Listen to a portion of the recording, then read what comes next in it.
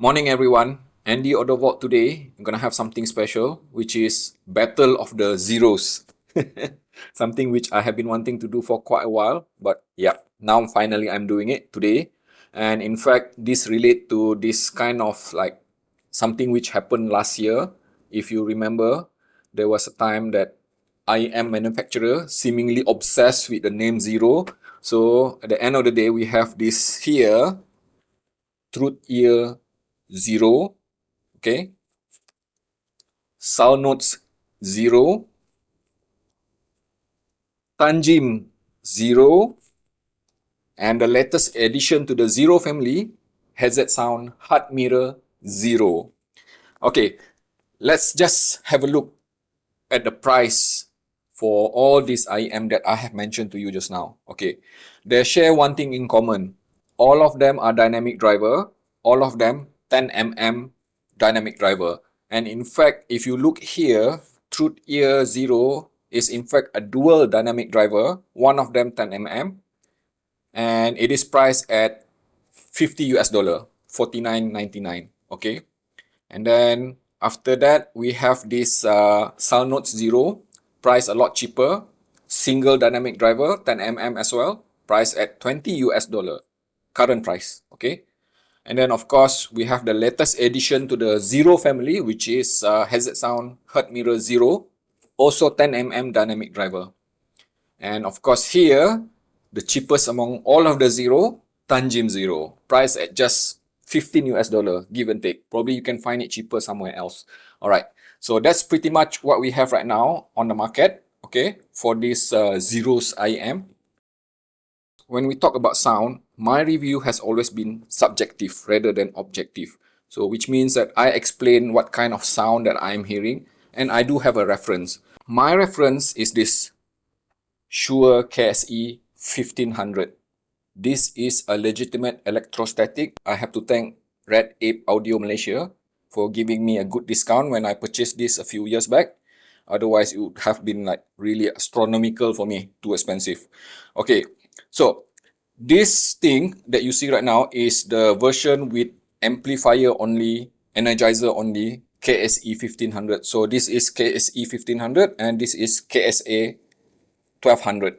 Okay, so what I'm trying to say is that for as long as I can remember, since I started to listen to music intensively since 1987, this KSE 1500 is absolutely the very best that I have ever listened to. It can be anything from speaker, car audio, headphones, IEM. And in fact, during the time when I was actually choosing for my end game, listening device, I was choosing between Sennheiser HD 800 Ace and this KSE 1500.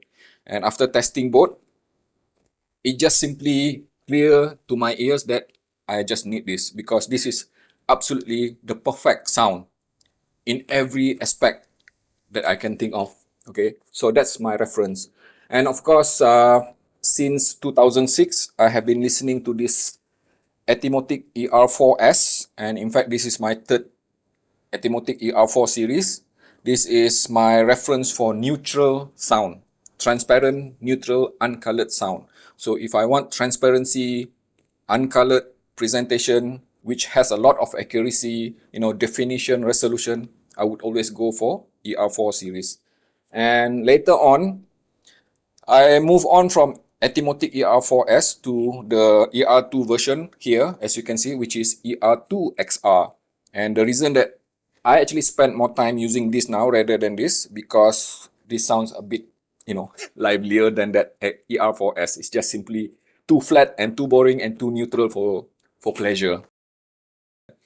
As you can see here, we start with Truthear 0. And in fact, it is pretty much a decent IM, this 0, I would say. But let me just put it this way. Perhaps one of the biggest cons that I feel that, as compared with the rest, is in fact the whole sound of this 0 kind of a bit off to my ears, especially when it comes to tone and timbre balance. It is a dynamic driver, but it's kind of a bit like wonky sounding to my ears.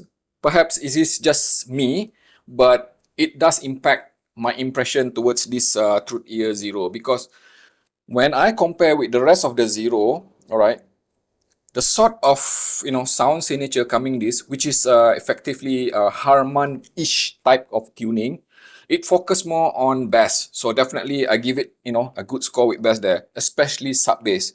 So which means that if you are the kind of person who love bass performance, which is like smooth and then extend very deep with kind of like a bit of suppression with the mid bass, Truthear Zero has it. And in fact, with everything else when it comes to soundstage, technicality, speed, resolution, and imaging, it's kind of like average. At least one thing I can say, the good thing about this Truthear Zero is that it scales and synergizes very well with all type of devices. With everything considered from 1 until 10 here, as you can see, the total score for Truthear Zero is just at 68 out of 100. And then now let's just have a look at this Salnotes Zero. Okay, so I'm just going to reveal it to you now. And there you have it. It is in fact, simply put, I already mentioned to you how does this Truthear Zero perform. Salnotes Zero is in fact an improvement directly from Truthear Zero to Salnotes Zero. So you can visibly see there, right? It improved immediately almost on all area. Okay. The only place that they seems to be identical would be, of course, bass performance, synergy, and scalability. Where else, pretty much, the rest of the element which pertain to sound itself, even technicalities, okay, it's pretty much like more or less the same. But I must say that Salnotes Zero at least provides some improvement over Truthear Zero. I am very familiar with this HZSOUND Heartmirror. For like almost 3 years ago, I was already listening to the original Heartmirror. I like it. It is in fact, one of the most energetic, vibrant sounding IEM that I have ever listened to. But I do have a problem with it.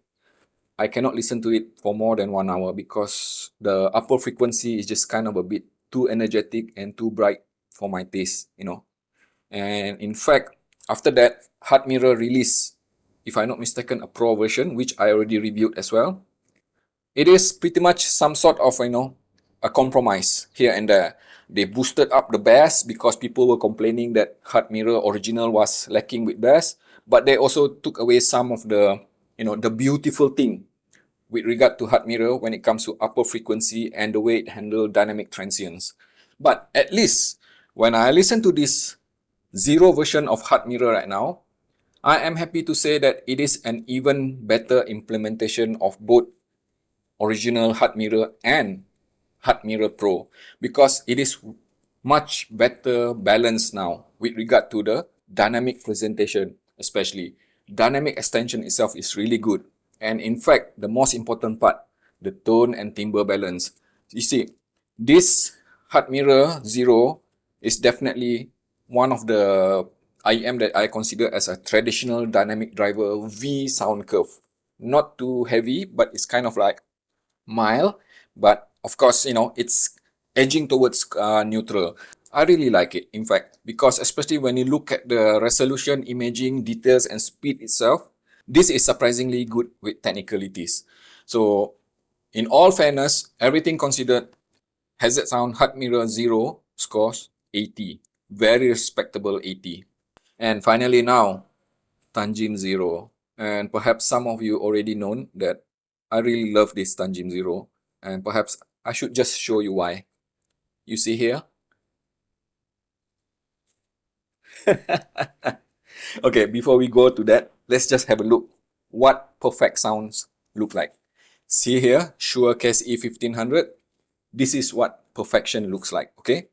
Everything 10 except for the soundstage and spatial projection. Because I must admit, when I compare this KSE 1500 against the rest of the IEM that I have, and so many IEM that I have, kind of a bit lacking with the soundstage itself, the width, and in fact, the spatial projection of it, it's just not so very 3D. Not to say that it is terrible, but at that kind of price that I paid for it, like, 2,200 US dollar, I would have expect the soundstage to be a bit better. But that is pretty much the only complaint that I have for this Shure KSE 1500. And then I have here my regular ATOMOS ER2 XR. Okay, so it's pretty much, as you can see there, scores at 91. And if you look at Zero, it is actually just 1 point lower than ER2XR. And I will tell you why. Okay, first, when I purchased this Tanchjim Zero, it wasn't even planned. Okay, I was like supposedly purchasing some sort of a dongle for my Dongle Madness project. And I remember my good friend Husaini mentioned to me, "Hey Andy, if you have the chance, just grab that, super cheap, dirt cheap Tanchjim Zero. See, if you will like it." And I saw that, hey, this Zero sells for 15 US dollar. Why not? No harm. And you want to know what? Long story short, I ended up with this for Tanchjim Zero. That's how much I love it. So, matter of saying is that I have this 1, 2, 3 normal Tanchjim Zero, and I even have the DSP version. Okay, and I love it so much that I keep one as original form factor, which is 3.5 mm single-ended, and then I actually modified my first one, my Zero, with this 4.4 mm balance. Okay, you see here, and now also I have this DSP version. So talk about love. This is love. I have 4 of them. And I have one there, still unopened yet, just in case, for some reason, stupid enough, that I might damage one of them. Okay, put it this way. When it comes to dynamic presentation, what I'm hearing from this Tanchjim Zero is something which really surprised me, because in fact, this one competes one-to-one with Atimotic ER2XR with the way it presents the dynamic. It is just simply fluid, harmonious, and the coherence between different level of, sound frequency, lower, mid-range, and upper frequency. It was totally surprising. It really surprised me out of my shoes, out of my socks. You know, how is it possible this illegally cheap Zero can actually match the sort of dynamic presentation of Atimotic ER2XR? It is just simply mind-blowing.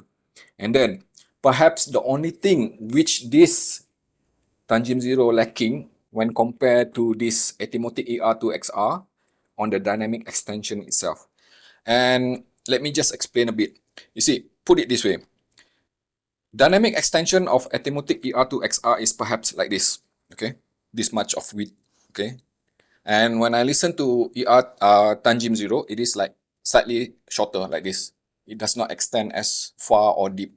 But the best part is that, okay, because this ER2XR is a bit more resolving, when I subject it to listening to certain energetic, or just make it simple, metal music, rock music, or even, let's say, music that exhibit a lot of details on the upper frequency, it can be a bit piercing. It can be a bit, like, say, overwhelming, because, the macro detail presented for the upper frequency as offered by this ER2XR kind of like a bit intrusive, to the listening pleasure, whereas this Zero, the way it extend, it stop, it roll off just exactly at the sweet spot, which means that it will still give you an indication there are some macro and micro details in the upper frequency, but it will not present it in a way that, the extension itself too pronounced to a point that it become sibilant or piercing or overwhelming. That is in fact a rare example where I appreciate that the extension roll off early when it comes to certain type of music. And as for the rest of the sound aspect, it is pretty much on par with Atimotic ER2XR, I must say, except that Tanchjim Zero, perhaps the biggest appeal of this seemingly stupid-looking IEM is that the technical aspect of it. Okay, soundstage and spatial projection. Simply put, the soundstage of this Tanchjim Zero is just simply mind-blowing, unexpected. It is wide, it is spacious, it gives a very good impression or projection of, separation for instruments, singer, and the listener. Never a moment that I felt, right, that this Zero being congested in any way. The layering itself is superb, and then the speed, the way it handled the transient, the coherency of the dynamic itself is just simply harmonious. I don't have anything negative to say about this Zero, not especially at this kind of illegal price, okay? And then still a bit more on the subject of Tanchjim Zero. You might want to know what are the differences between this normal Tanchjim Zero and DSP Tanchjim Zero. I just make it as simple as possible. I prefer the normal one as opposed to this DSP version because as you can see with the dongle attached here, it has some sort of EQ inside it. So it is artificially enhanced, boosted with the lower frequency, meaning to say that it has more bass now. So which means that it aged further away from being neutral, of which the original is the kind of sound which I love. I would still use this, definitely, especially for gaming, because the spatial, the soundstage, everything that Zero has is still here.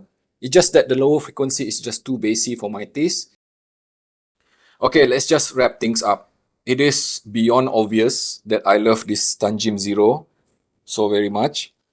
I love it so much. In fact, a few months before this, if you probably have seen this, a video by my friend, Giz Audio, which is Timmy himself, he asked me one question.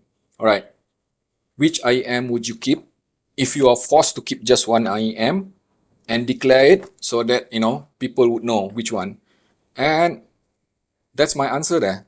You can actually see it, Just watch this video by Timmy titled Keep Only One IEM for Life. My absolute answer was Tanchjim Zero. That's how much I love it. I can make do without any of the IEM which I have shown you just now, and somebody forced me to just keep one IEM, Tanchjim Zero is what I will choose. I know, it sounds crazy. But then again, that is a matter of personal taste and preference. And obviously, right, with this comparison, it is very simple. I am just so very biased towards Tanchjim Zero. And in fact, I had some reservation about doing this video because can I be fair with the rest of the IEM now that I have been attached too much to Tanchjim Zero? But hey, you know what? People have been asking me, why do you like Tanchjim Zero? Now you have the answer. Alright, thank you so much for staying with me until the end of the video. I hope you enjoy it as much as I do. And you have a good weekend.